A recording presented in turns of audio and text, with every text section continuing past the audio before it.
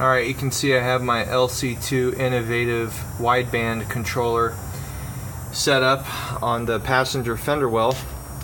It's having a lot of issues with noise, so I ordered some split ferrites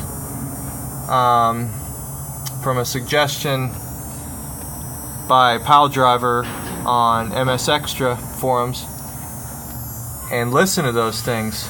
These things are just singing. Let me see if I can get a better shot here.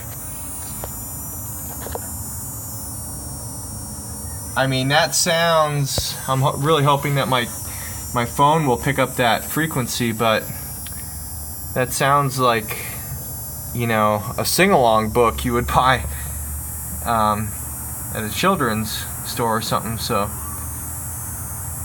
I really don't understand why there's that much of a difference.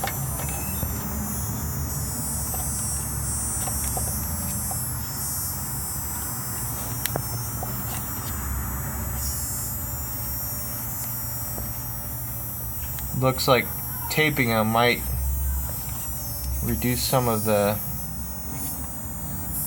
noise. So anyway, really hoping that works.